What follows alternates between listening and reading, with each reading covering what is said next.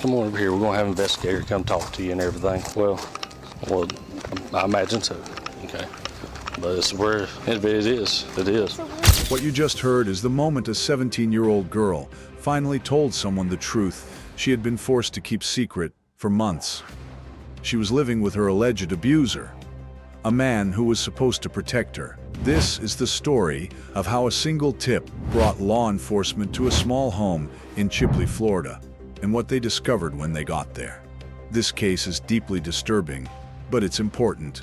Understanding how these situations unfold, how victims are trapped, and how investigators respond could protect someone you know. Stay with us. Hey, how you doing? Hello. Temple. Are you Scott Cowell? Yes, sir. How are you doing today, sir? All right. All right. Reason we out here, we need to know, do you have a girl by I said we got called out here. We got a little incident going on. Supposedly, you're being accused of having sex with this 17-year-old girl. How old is she? She's 17. 17. Yeah. Okay. You mind if we speak to her? No, yeah. She'll come on out here or whatever.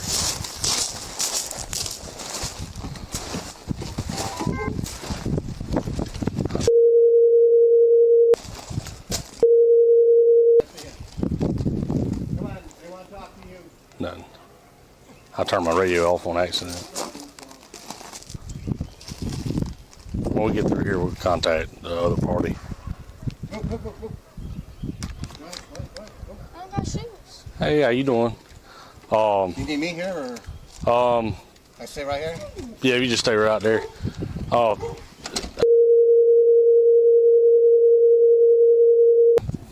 Is he your father or He's my stepdad. Your stepdad? Okay. All right. You mind if I can talk to you over here? Go. Yeah, come over here so I can talk to you. Oh, me? Yeah, you. Do you mind if I get... She ain't got no shoes on. Yeah. If you want to, Yeah, that'll work. No, you can stay right there. That's fine. If you got your ID or anything on you? Okay, you just give it to him. Be fine. Hey, do you have an ID or anything on you? No. Okay. I've been actually having trouble getting it because I had a house fire not so long ago, Okay. and I lost everything. All right. Well, the reason we're here is we got a tip from somebody saying that you may or may not.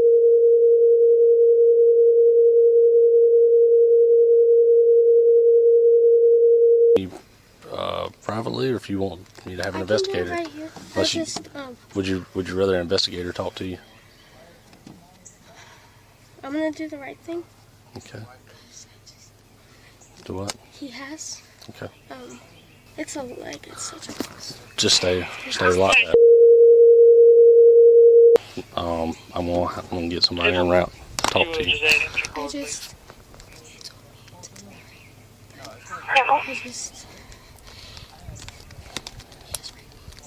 Okay. Okay. And I could never say anything because it would just ruin absolutely everything. And I had to engage with it. I had to engage. I had to because he would be like. Look. I want you to stop talking right now. And for that reason being is that I can know that much, but we're going to get you help today. Okay. I don't need to be taken out the house or anything. No. Because I go to school and stuff. I can't. This is it. I have to have an investigator come talk to you. Okay. So, do you want to come hang out in my car with me right now while everything's happening? Yeah, that's fine. Okay. Do you mind if I get my phone charger? You can get it. I can charge it, but we're going to separate you from your phone for right now, okay? So if you hand that to me right quick, you can go get your phone charger. Okay. All right.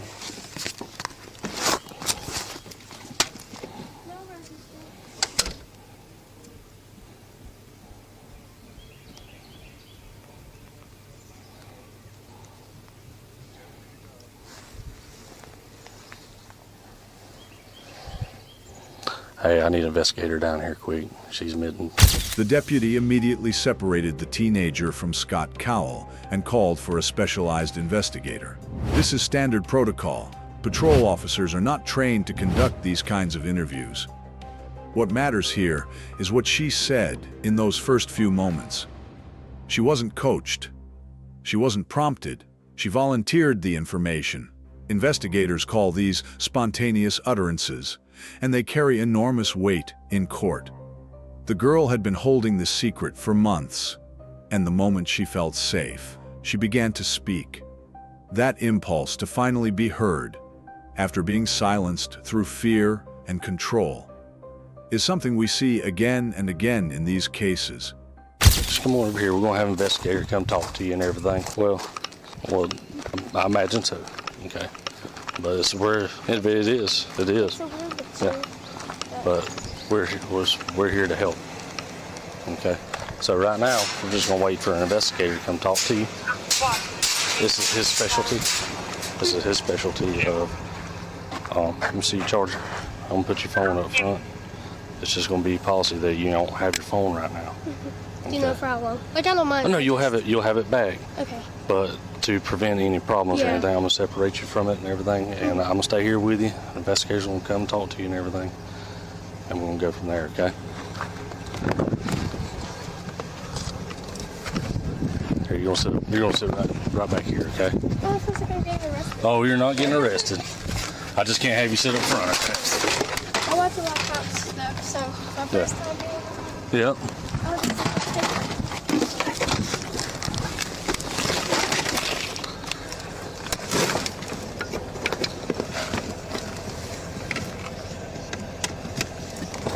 All right, I'm plugging it up, okay?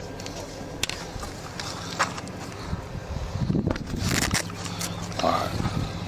So all I'm going to ask you right now is just your name, correct spelling, and your date of birth, okay?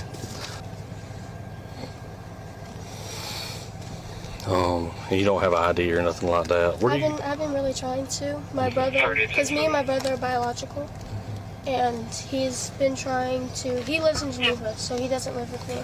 He's been trying to get my birth certificate because that's all I need to get an ID. So, is this your mom's husband? Her ex-husband, because my mom passed away. Okay.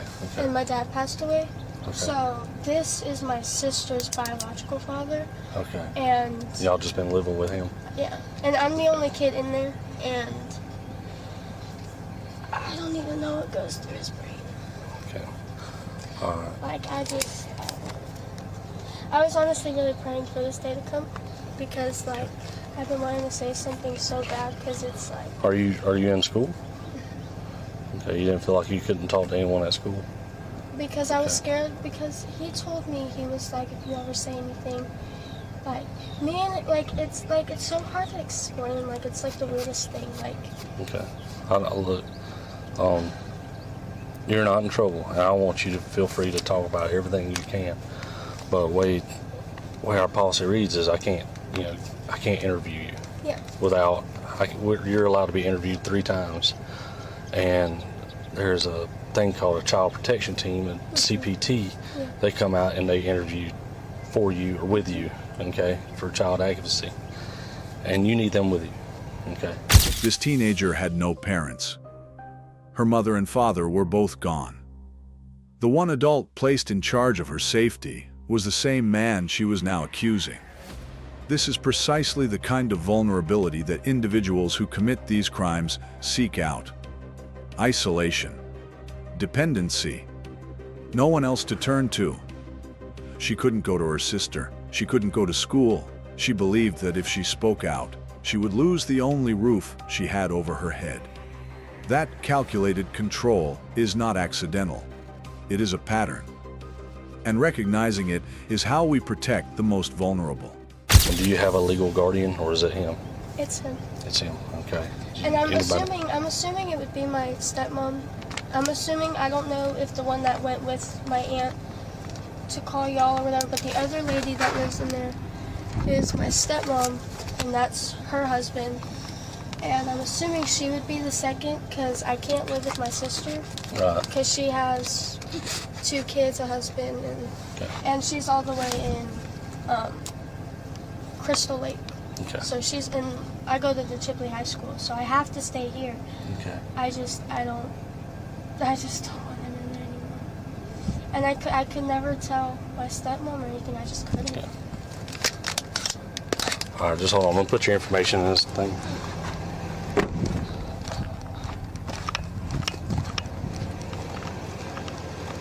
Watch it.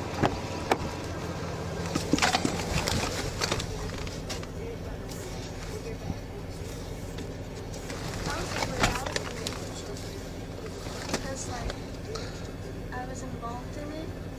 Oh. But like I had a choice, but I didn't have a choice.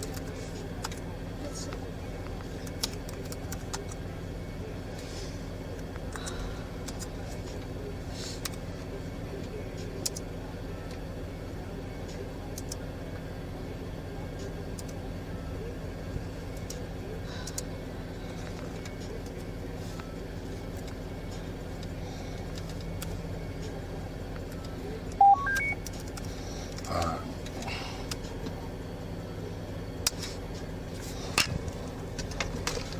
What you're watching, I just put a subject in CAD if you could run her. Simple. Alright. Just hang out right here, okay? Until everything gets figured out, okay?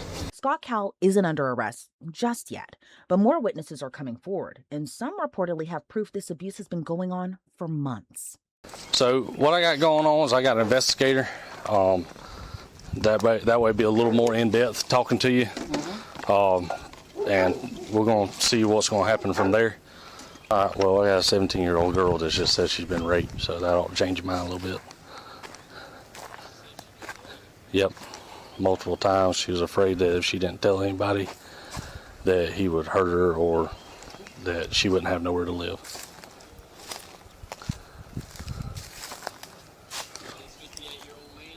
Yep. Where is she compared to where he's at? I got her in my car. What proof has she got? I have to. She's saying it to me, and this other Martinez woman says she's got video proof too, but she's in Alford. I got him right here at the house, separated. So, right now I've got an outside witness, and I've got this woman, or I got this little girl here saying that it did happen. I didn't ask her. I was got accused, and she's like, "Well, I was glad this day would finally come." A witness outside the home had reportedly obtained a phone, Scott Cowell's phone, containing video evidence of the abuse. This introduced a significant legal complication. Investigators cannot simply take a phone from someone who doesn't own it. They needed to understand how the witness came to have it, and they would need a warrant to access its contents. This is the kind of detail that can make or break a case in court. Law enforcement moved carefully, methodically. They were building a case, not rushing one. That discipline matters enormously when the goal is a conviction that holds. Sergeant Harrison, it should be right around the corner. He'll be here in just a minute to kind of speak with you.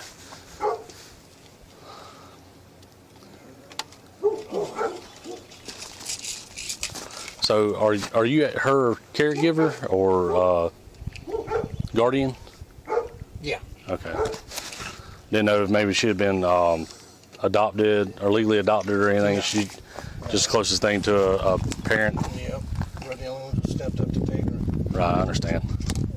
Parents passed away, and his wife took her in. Yeah. Okay. What happened?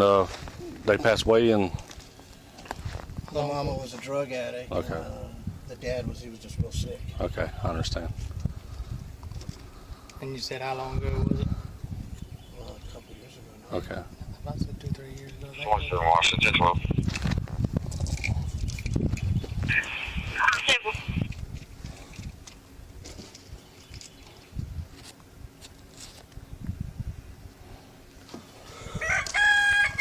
Florida 28, Joel.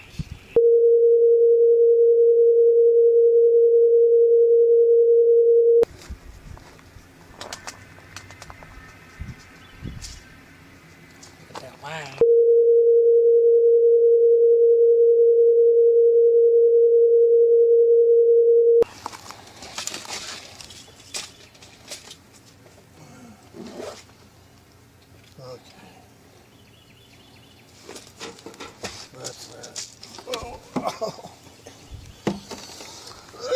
the old lady just going through it.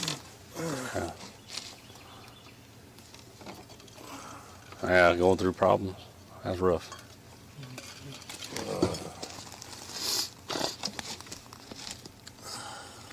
Yes, I say he was right around.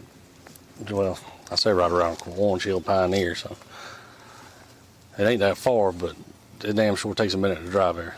Got your phone ringing? Detectives continue their investigation, but Scott is acting as if he had no idea why they're even at his home. Afternoon, sir. Hello. Investigators for the sheriff's office. Anytime there's a lot of mass confusion, I'm the one that tries to play referee in this and try to figure out what the heck we're doing and how we're going to go about it. I'm not going to get into the details right now. Just some allegations have been made enough to where we need to kind of dig a little bit deeper. I need your have you been advised of your Miranda rights? I'm not asking any questions, buddy. Perfect. I'm covering you by asking that question. I haven't asked you anything pertaining to this. I'm just trying to fill you in what we're doing. Okay, so what I do, I'm the DCF liaison. Anytime anything happens with a kiddo or whatever, I'm involved, regardless. Okay, this is kind of my game. So what I've done is I've notified a CPI, that's a child protection investigator from DCF, because I can't talk to that young lady. None of us can. Only a specialized interviewer can do that. Okay. I've requested an emergency CPT, which is a child protection team, a specialist to come in and interview her to give me information. Okay. We're going to, the PI, the child protection investigator, is going to come out. He's going to take possession of her because she's juvenile. Yep. She doesn't have any other family members that we know of around here. Nope. Because of that, we're going to turn her over. They're basically, they work for DCF. Yeah. Okay, not saying we're going to take her forever. No, I get it. We I need, get it. because she has nowhere else to go. We're going to take her up there. We're going to do a specialized interview with her and kind of talk about a few things. Have y'all got his information, phone number, and all that? Yeah. So once I've got a CPT scheduled for an hour and 15 minutes, okay, which means I'm going to have to leave here. We're going to go back down to Chipley, handle business. I can kind of call you. You have a way of going to be able to come down and meet us? Yeah, right. If I need to, would you be able, once I get done talking to them and we kind of put our heads together and kind of figure out which way to go with this, you be willing to come down and talk to me? Okay. It's going to be a while. I ain't going to tell you these things do not run 5-10 minutes. They run hours. Okay, so I'll call you and let you know exactly where we are with it. I'm not going to discuss what the allegations are. Okay, I'm not allowed to do that at this time. But when I do find out what they are, I don't even know what they are. I'm trying to figure out what's what and make heads or tails of this. Okay. So I just want to come explain to you, why she's being taken. This is something we have to act real quickly on, and to be able to get it down to what we need to do to figure out which way we go from here. Okay. Good deal. What's the living situation here? My little sister moved in a little while back, about a month ago, 2 months ago maybe. And then it's just me and my wife and the little one. Who's your sister? Brandy. How old is she? Brandy? She's 50-something, 50. Okay, when you say little, I'm thinking like 15, No, 14? No. Okay, all right. I'm just trying to figure out the dynamics who all lives here. And you said your wife? She's still currently living here? Okay. Does she work? No. No. None of us work, no. Okay. Is she at home right now? No. When will she be back? I have no clue. No clue. Okay. No clue. I came home to this. Well, can you provide us with her phone number and name as well to these officers? Sure. Okay. And they're going to do that, and I can call her and say, hey, what's your version? What's your story? What's going on? The last thing I want to do here is jump to conclusions. I don't do that. I don't jump. We're going to take this nice and slow. We're going to do it by numbers. We're going to dot to dot to dot. Okay, I'm not going to jump into anything because I don't do that. We take our time with this and get it done. But provide that information to him, and I'm going to meet with the PI. I'll be out here in a minute. As soon as he gets here, I'm going to leave, and I've got to run and go meet somebody else. But then as soon as I get done, I'll give you a call and let you know where we are. Okay. Okay. All right. Thank you. What's your name again? Scott. Scott, and everybody, I'm investigators, and everybody calls me Duran. So I'll leave a card with you. You'll be hearing from me. It may not come from my office phone number. It may be from the state of Florida. I'll just have them patch you through to dispatch if I have to call you, okay? All right, I appreciate it, Scott. Notice how the investigator handled that. Calm, professional, no accusations directly stated to Scott. He shared only what was procedurally necessary. This is intentional. Investigators are trained not to tip their hand to a suspect before the evidence is fully secured. Scott Cowell remained free for a few more hours that day, but the case against him was being built in real time. The teenager was being transported to a safe location. The phone with the recorded evidence was being secured, and a forensic interview was being arranged with a trained specialist. Every step was deliberate. So what is he saying about all this? He's saying it. He's denying it, saying there's a big problem with the other people and stuff. Like him and his wife are going through problems, and she's accusing him of this and that. He's denying everything. What if we question him? We shouldn't be questioning about anything. I ain't really questioning about nothing. I was telling him there's some allegations of some sexual misconduct, and he's just like, oh God, here we go. So he's kind of like denying everything. But if you'd like to, Have you read him as Miranda? I think Dustin did. I ain't asked him no questions.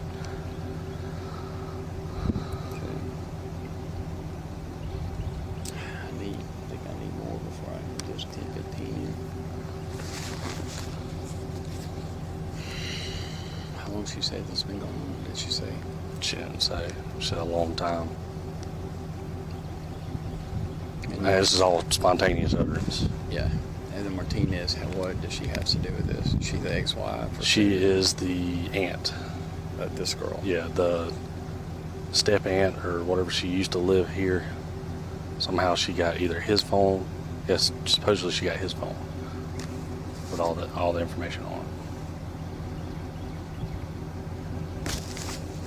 She's got his phone. Yeah, How does she come about that? I'm not sure. Because technically, I don't need a warrant to even look at it. Because that's going to be evidence. If it ain't her phone, she can't give me permission to go in there. Okay. So I need to seize that phone, download it, get the stuff off of it. It means I can't view it. If it was her phone, I could. Yeah.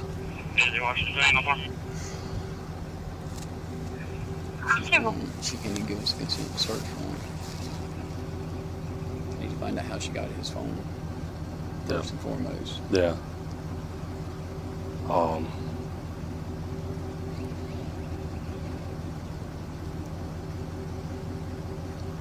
I don't want to go in there and talk to him because that's going to start the process, and I don't have enough to start even asking him. Okay. 44 Washington. 44. Yeah, I've got that 1015, 1012 with me being right, CJ. Anyway, I got CPI coming out for her. Okay. Is he being cooperative? Yeah, he's being fine. He had 2 pit bulls in the yard. I was like, oh, here we go. 27 thing. So, yeah. So right now we're just at a standstill waiting for everything. Well, I got the PI coming out. I've already got a CPT set up. 21, please.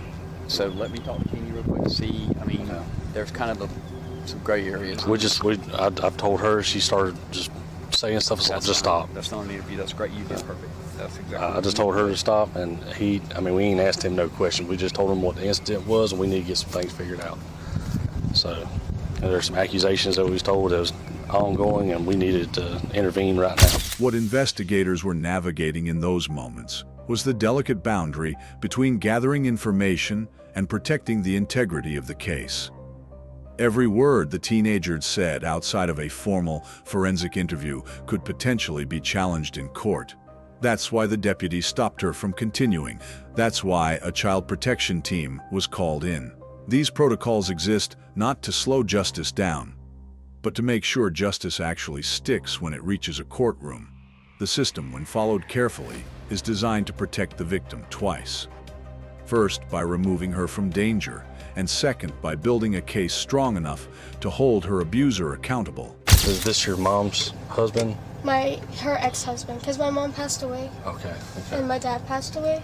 Okay. So this is my sister's biological father, Okay. and Y'all just been living with him? yeah, and I'm the only kid in there, and